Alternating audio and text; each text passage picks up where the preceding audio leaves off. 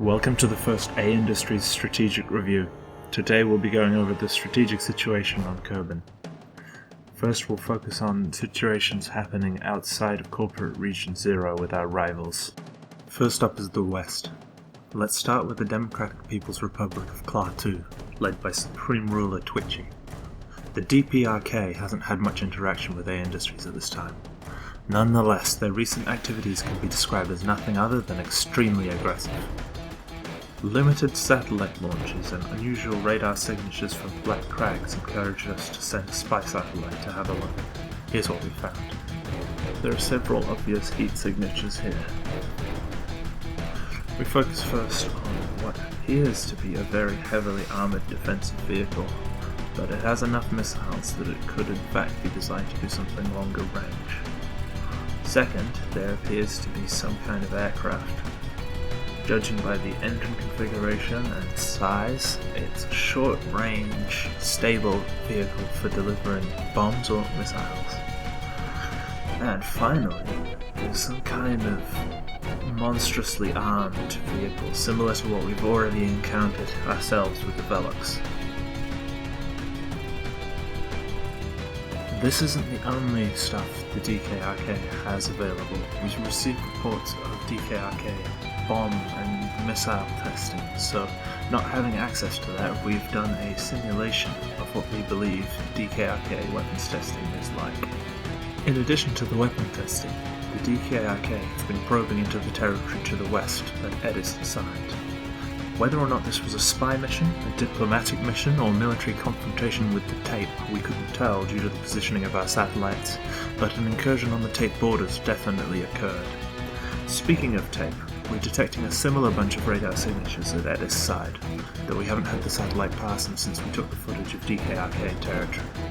With both of them building up forces on each other's borders, and no radar signatures large enough to be a long-range vehicle capable of encroaching on our own borders, we can safely put them both in the non-current threat category. The Penguinaut Empire has been building up to the south of TAPE, and with large, long-range surface vehicles. We had only one short pass of PE territory at Henbid Cape, so we didn't have a chance to properly focus the cameras, but here's what we've got. First up, in the bay, there is a large radar signature, which appears to be some kind of submarine. It's easily picked up because it's got what seems to be a large missile bay open. It's well armed from anti-air, although it could be vulnerable to a strike from beneath. There's another signature that's hard to spot, up on the hill. We zoomed in to take a closer look and discovered a small vehicle. We're guessing this is the PE LAD, the defense craft that is around most of the PE territory. We have a non-aggression pact with PE, so they can't attack us and we can't attack them until the tape falls. So they're definitely not a current threat. The Velox are another story entirely. We appear to be doing quite well against them, with a strike from Gold Pool to Blue Bay led by Haley Kerman being quite successful.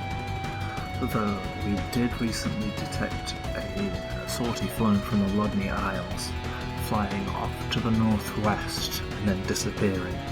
This unknown stealth technology that the Velox have is as alarming as the extremely tough armor we discovered at Blue Bay, so we've clearly underestimated the Velox again.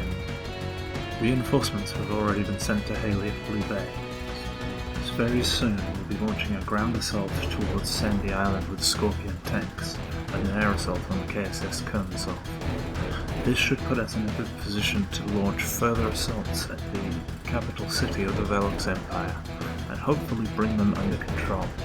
We will end up being in charge of about 80% of the world's arable land, assuming that the war in the northwest goes badly. This should allow us to increase the prices of food worldwide, and maybe even with the ability to trade for stuff in the north with TAPE, we can establish essentially a monopoly. So I hope you see now, directors, that we can both be seen as saviours overseas by selling food to starving, embattled nations on other continents, whilst also turning a hell of a profit. This should be a good time for A Industries.